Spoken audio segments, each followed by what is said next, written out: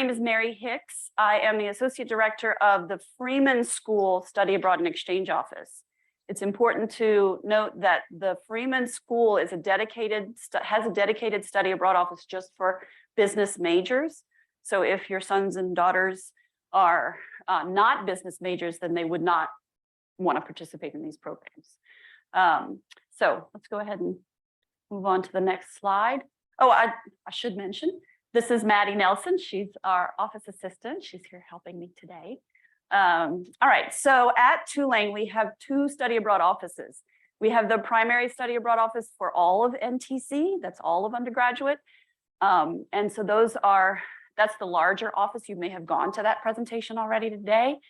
We work very closely with them, but we're a separate study abroad office just for business majors. And you'll see where those two circles connect. That's where our students who maybe are business majors want to go on OSA programs. We do have a few students who want to do that, or are double majors who are not only majoring in business, they're maybe majoring in something in, NTC, engineering, sciences, and those sorts of things. So next slide. All right, so why should students study abroad? I probably don't have to sell it too hard to parents because many of you probably understand the benefits of studying abroad. Actually, I'm going to interrupt for just a second. I see more people coming in.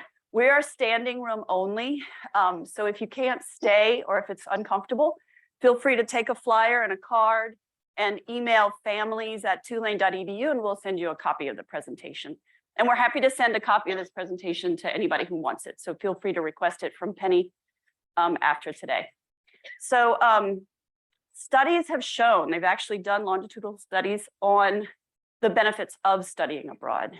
Students having, strong, impactful international experiences, they get hired quicker, they get larger paychecks, and they are often valued and sought out by employers. They also build their networking, networks. It's also, this international perspective that young people gain when they study abroad that you really kind of can't teach somebody out of a book. That heightened sense of adaptability, learning how to navigate difficult situations really does become something that is essential sometimes in the meeting rooms, on working teams. That increased independence is another factor that we really do see. That's one of the ones that I see very quickly. Students come back and they're like, I can do this. I can do so much more than I ever thought I could. And then of course, the intercultural competency that we look for in our global citizens, students, not students anymore, adults who can sit in a meeting room with people from other parts of the world and have a sense that, where that person is coming from and how to deal with them and that sort of thing. So next slide. There have been more slides, and I'm linking to these studies in the presentation. So if you want to get the presentation, you can click on these links and see this information. More than 31 million job openings, required skills in 2020, required skills that a student acquires while studying abroad. And employers do recognize those soft skills, right? That intercultural competence, that adaptability that students gain. We have a quote from one of our students that went to Vienna that she was able to see an entirely different teaching style. That's another thing that our students go through is the new academic culture adaptation that's very different on an exchange program than it might be from like a smaller study abroad program. All right, next slide. Why study abroad with Freeman? So a lot of times students come to me, they're like, OSA has so many more programs. They have so many different types of programs. I have so much more choice. I'm like, yes, you do. And you're certainly welcome to study abroad on those. What we provide is a curated list of top worldwide business schools that we partner with directly. These are all direct partnerships that we manage with these business schools. And we guarantee that the students can transfer the credit back. So we vet these classes. We make sure that they meet our accreditation standards. And students generally transfer back anywhere from 12 to 18 business credits in one semester. We have programs in 27 countries. We have 50 semester exchange programs, and we have 14 summer programs. Those summer programs are run by our partners. So our partners have these short-term summer programs where our students can go in and study with them in a slightly different format, which we're really not going to talk about much today, but those are available to our students. Most of the business students do summer internships. So our summer programs are not as well attended as our semester programs. All of these programs offer classes in English, and most of them do have classes in their local language.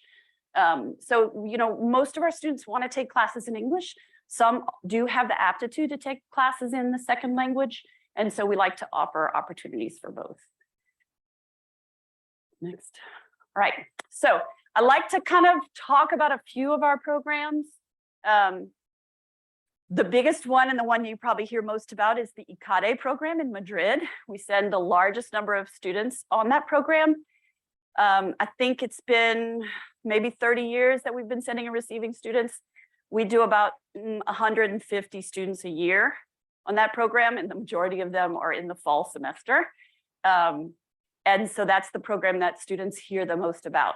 ICADE is one of the top business schools in Spain. It's a fantastic program. We do warn students, however, that they may face issues with what we call the Tulane bubble. It's a normal phenomenon when you're with a group of people and you have the same native language and you come from the same place that you're going to do things together. And so sometimes when our students want a more individual experience, maybe ICADE isn't the program necessarily for them, but some of our students really do want that shared experience with their friends, and so they choose the ICADE program. The Copenhagen Business School is one of our other sort of most sought after programs.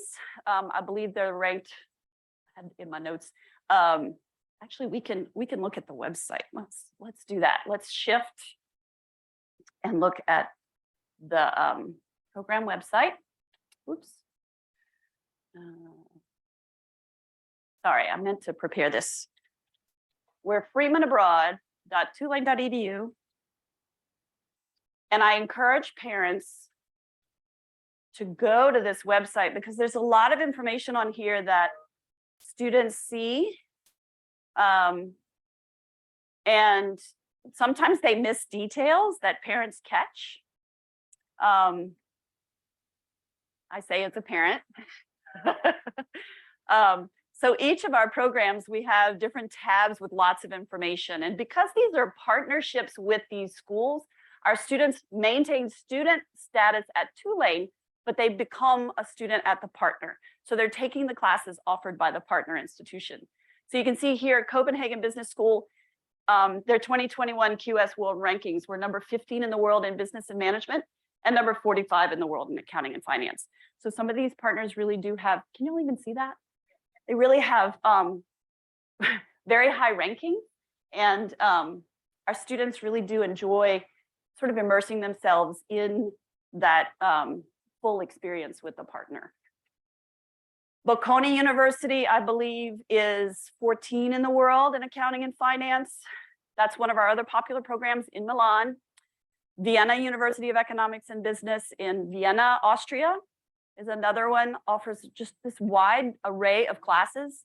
I do like to mention also students are getting elective credits. They're not core credits. We don't allow students to take core classes abroad. So we're encouraging them to take classes at our partners that are not necessarily something that they can take at Tulane. And some of these classes, like I have a student signing up for a Bitcoin finance class next semester in Australia.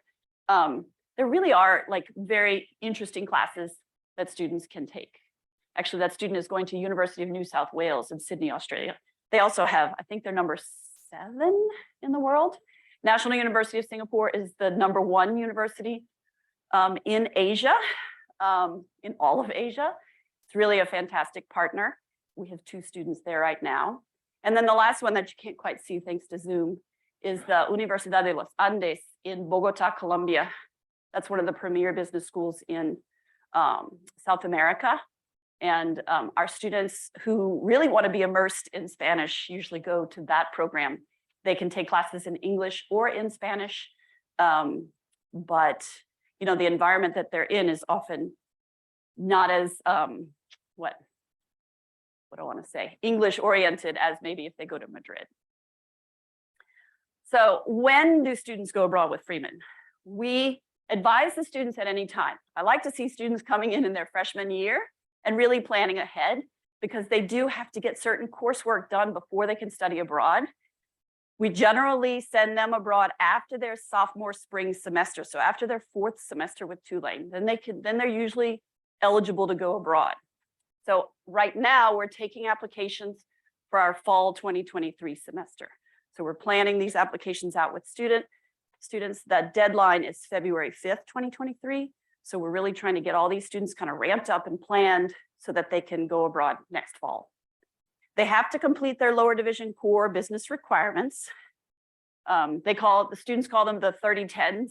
They're all their 30-10 classes plus a few other course requirements, and they have to have a 2.5 GPA in that core. So it's not their Freeman GPA, it's not their cumulative GPA, it's just the GPA within that core curriculum.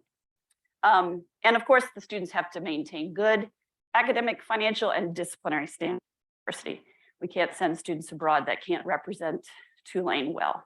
These students are nominated to the partners, so they represent us abroad, and we really try to make sure that they understand that role is important to them and to us. They generally start their applications. Can you put the Zoom controls at the top? That might help. A little arrow right there, a little green arrow. Oh, no, try it again. There. They typically start their applications at least a year in advance. We can start advising them 2 years in advance, right? It's never too early to start planning. Next slide. Oops, did you skip one? Yep, how does it work? These are all exchange partnerships, like I said. So the number of spots at each institution depends on how many students they're sending to us.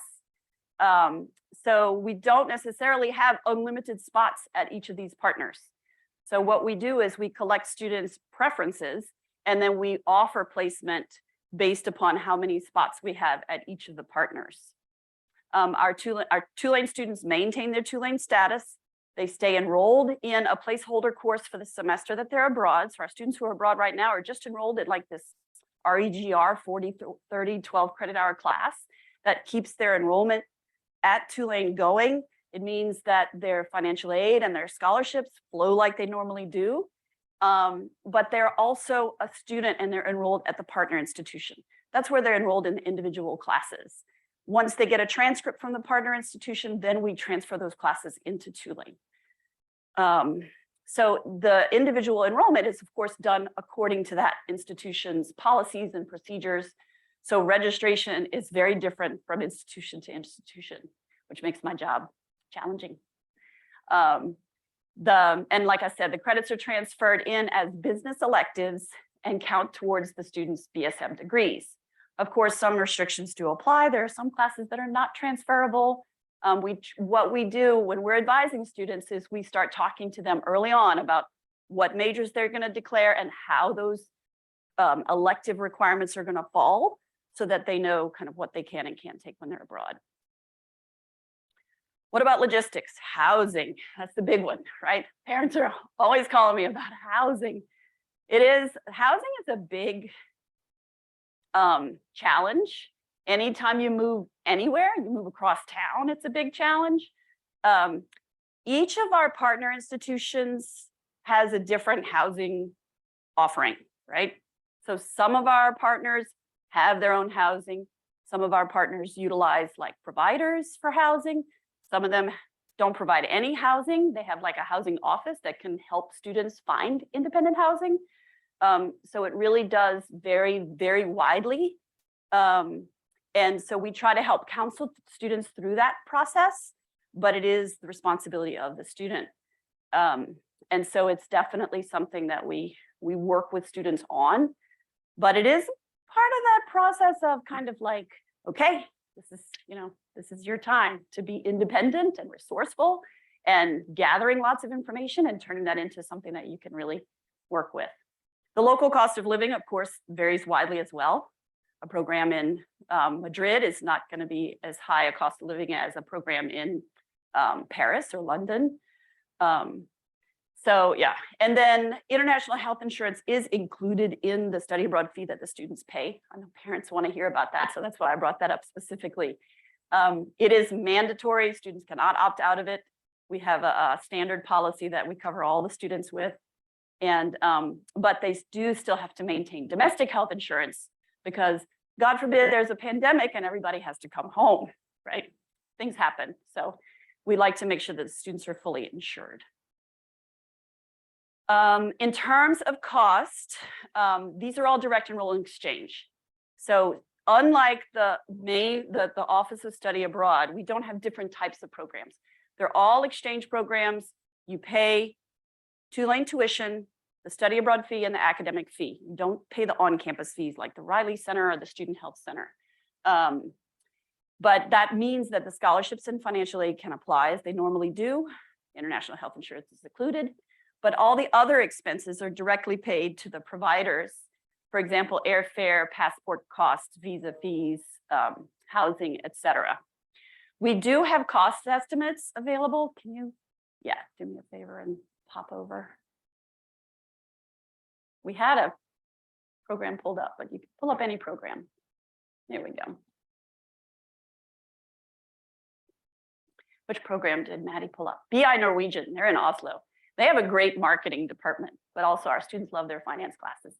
So you see on every one of our pages, we have a costs tab. And at the top there are the fixed costs, right? So your base Tulane tuition. It may not be the same by the time your sons and daughters go to Tulane, but it's a one semester tuition fee, the academic and study abroad fees. These lower fees are not paid to Tulane. So these are actually, this is actually like a worksheet where students can plug in numbers if they know, like if they know that they don't need a passport, they can do not applicable and that zeroes that out. They can also add, there we go. They can also add scholarships and financial aid at the bottom. They know generally how much they get a semester. They can add that and it changes their bottom line. They can print it off and send it to you. So, you know, these numbers that are estimates are based upon what the partner institutions tell us. But it's an estimate for sure. But it does give you a sense of what a semester abroad may cost. So, any questions so far? Yeah.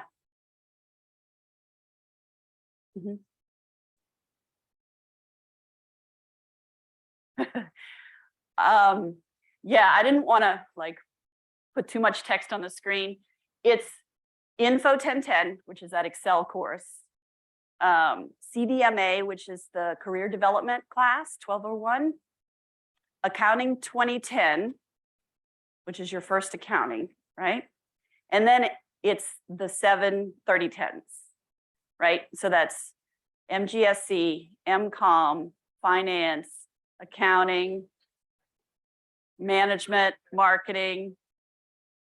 Oh, sorry. Yes, you know course titles, don't you? Yeah. It is on the curriculum website, yeah, for Tulane. It's not, oh, they're listed, well, they're listed in course numbers here because it's shorthand. Management 3010 is like organizational behavior. Finance 3010 is financial accounting. No, that's cost, no, that's accounting 2010 and accounting 3010. Yeah, I don't remember the course. Managerial accounting. Yeah, so they each have a course title that we use the shorthand to talk about. So it's 10 classes. And they typically, the reason we do that is because if they wait to take those classes after they come back from study abroad, then they're behind.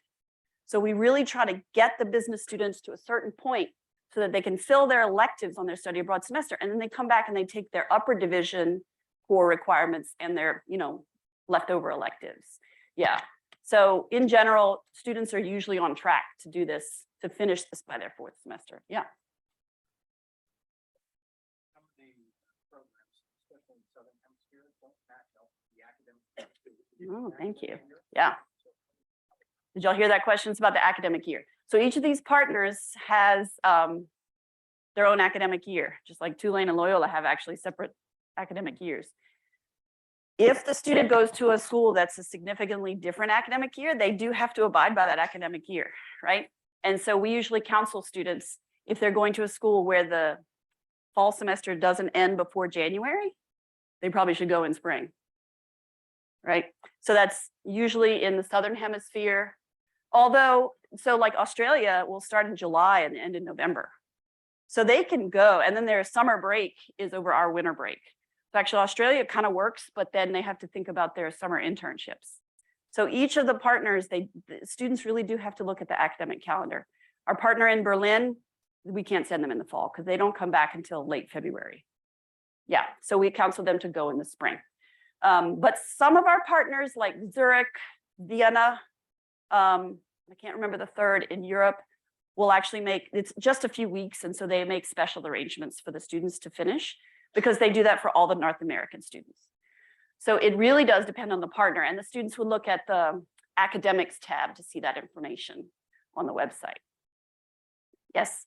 When you got that a student should start applying for the year before, are you talking physically apply or like starting to counsel, like the right classes, am I taking the right classes? Physically apply. Yep. I have students applying now for next fall. Yes. So what we're doing is what's that? Right. So they can't apply in spring for the following fall. They've already missed that boat. Right. So we want to start talking to them as early as possible. So right now, we have a deadline. February 5th, 2023. No. Next semester is too late. Yeah. Right now is the time. Yeah. No, it doesn't take a full year to do the application. Sorry. The cycle, no, sorry. The application itself is not that difficult. It's the advising and it's the process of placement. And then it's the student visa application process. So what happens after that February 5th deadline is really where the student has to do a lot more work, particularly with the student visa applications. Yeah. We download all the applications on February 6th. We offer placements within 10 days because we have to check all kinds of things and manage all the data. And then once we offer students a placement, they have 7 days to accept or decline. So usually by the end of February, the students will know where they're placed for the fall. And then we nominate them to the partner institution. Then they get set up with the partner institution with that like login and email, and they start working on, talking about courses at that school, and then start talking about the student visa application, and then they start thinking about their housing. So that whole process is a very important part that needs time to do. So yes. Nope.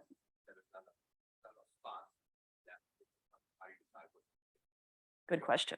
Yeah, so the placement process, our primary criteria are those eligibility requirements. So if a student is closer to completing the 30-10 requirements or the lower division core requirements, they're higher on the list. And if they have a higher GPA, then they would also be higher. And then we have a little essay that they write about the institution, and that would be the subjective criteria in that placement process. Yeah. Mm-hmm.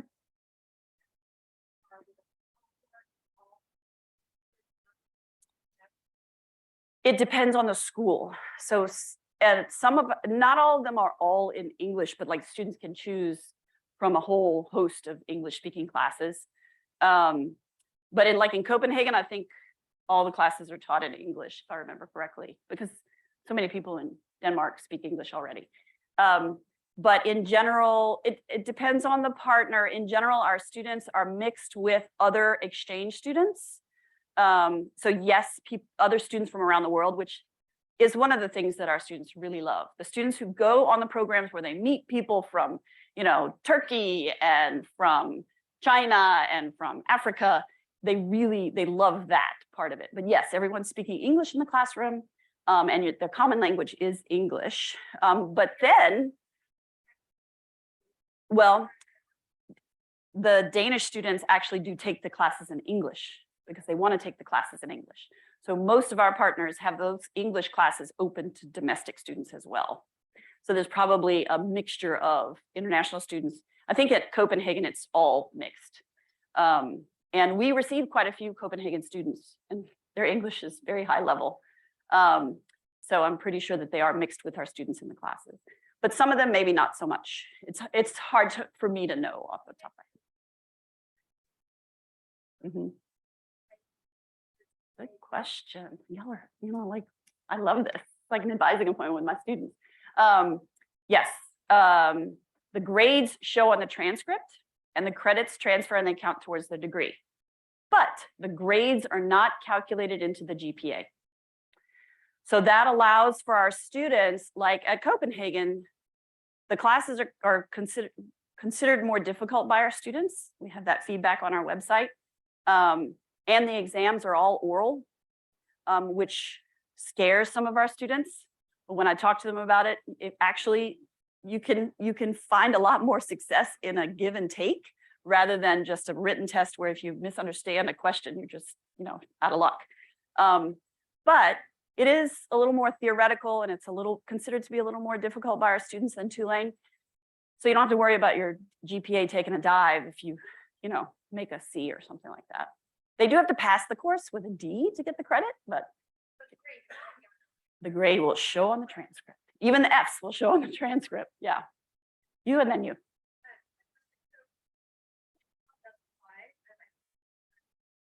Mm-hmm. You do. The application is, yeah, it's almost like the Common App, kind of. Correct. They can 1 to 10. Yep, they list their preferences in order of preference. So they cannot apply to one program. Well, they can list just one, but we don't ever guarantee placement. And so we want them to give us at least 5 options. Some students can't get to 5. Some students list all 10. Just depends on the student. So I have you and then you. Yes.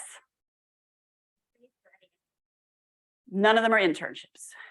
Some of our partners do have career management centers where they can help students find internships, but it's very tricky. And student visa issues come into play there. Yeah. Yes. Automatically. So if we can't place somebody at their top choice, then we have to offer them, lower down on their list.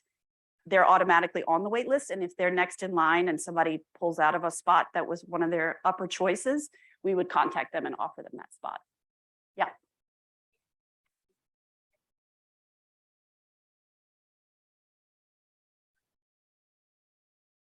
They are.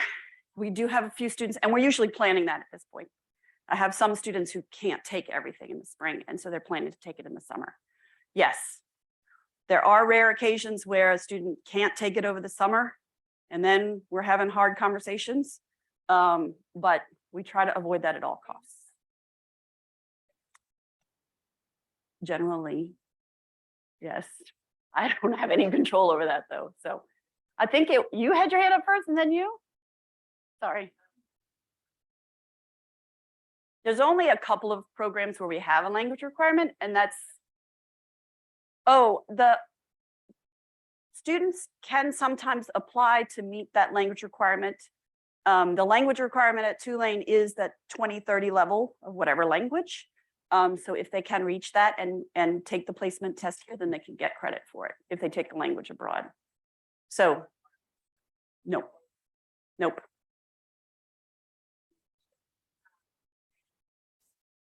Mm-hmm.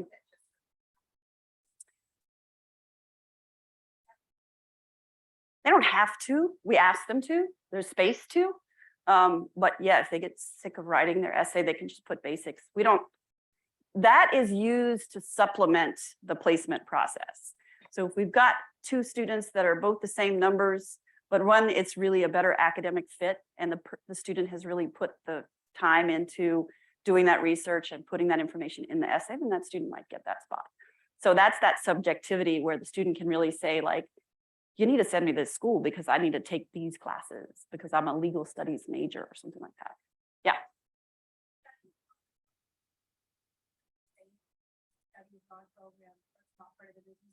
No. I mean, yeah, no. Not really at all. And our systems are separate. Our application systems are separate. So sometimes students apply to both at the same time, and then they have to decide. Mhm. Yep.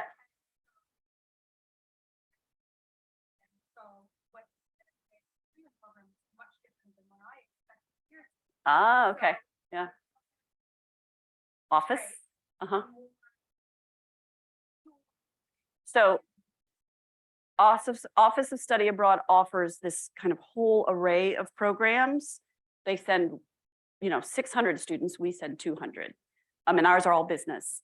And we have accreditation concerns. So we really are very careful about the programs that we offer. So the Office of Study Abroad they have students from all these different disciplines. So they offer provider programs, they offer hybrid programs, they offer direct enroll exchange programs, the island programs, they have the summer programs that are faculty led by Tulane faculty. They have like so many different opportunities that, yes, our students definitely can take those as well. Sometimes they do too as well. Sometimes students will do, an OSA program and then a Freeman program. So we don't stop them from going on OSA programs. We work together, but our systems are not linked and they're not the same. Yeah. You know you're going to be a business, that's your major. Right. The credit transfer is the downside. So we will do a whole semester's worth of business credits. If you want to transfer business credits into the B school from a non-business program, you can only get up to 6 credits, and you have to jump through a whole bunch of hoops to do that. Because they have to vet those credits. It has to be accredited, it has to meet certain criteria, et cetera, et cetera. And our office doesn't do that. You had a question? Oh.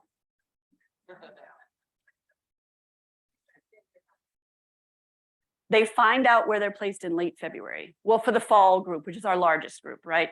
So our spring group they find out in September. So they're actually on a more condensed schedule, but it's a much smaller group of students.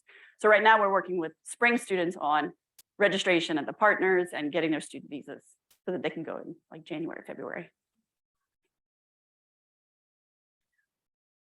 We don't do it for them, except, well, no, but we do provide a lot of advice. So once a student gets placed, their application will actually transition into the information specifically for that program. And so we have a lot of information about the institution, but also about the student visa application process for them to read. And I encourage them to read that 4 times at least, because it's confusing. It's like doing your taxes, right? It's really complex and it's different for every country. Sometimes it's different depending on the consulate that you use. And so, yes, I advise students on all that, but the students really do have to do that for themselves, with the exception of the Spanish student visas, because we have so many students applying. We provide what we call a Spanish visa courier service. And we collect the documents and we submit them as a batch to the Spanish consulate in Houston. And that, that really helps everyone in the process, right? It helps the students. It helps us make sure that the students, can get their visas, and it helps the consulate because they're not looking at individual applications, right? All the health insurance information is the same. All the acceptance letters are the same. So they can really process them more quickly. Oh, time. Oh, she's like, hello. Okay, so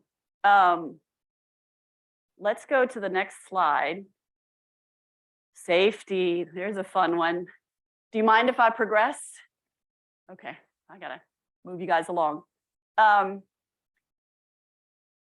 Parents are always asking about safety, and it is definitely something that we take very seriously, and we try to make sure that our students are taking very seriously. Number 1 on that is personal safety and responsibility.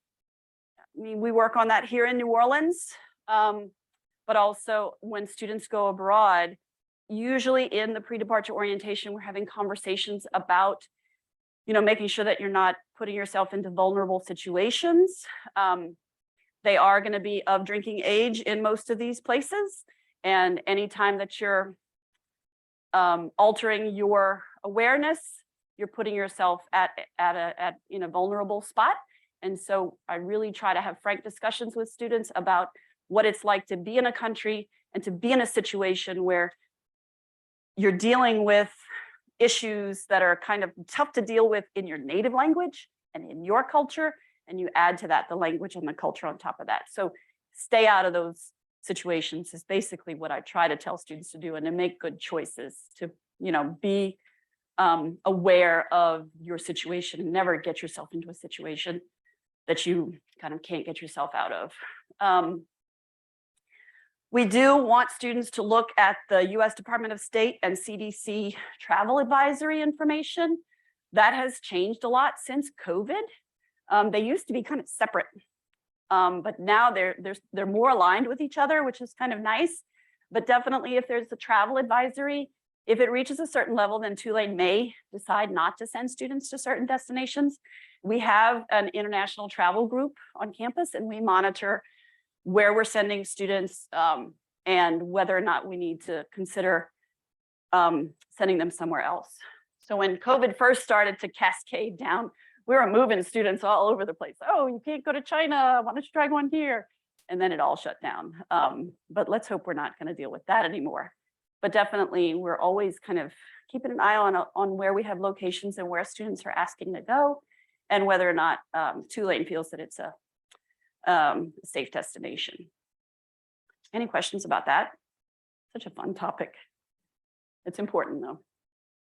So we talk about our students who are going abroad, but it's always important to remember that we exchange our students, right? So we have 134 students here right now from 16 countries. And so these students are a valuable part of this whole process, because we're enriching our Tulane classrooms.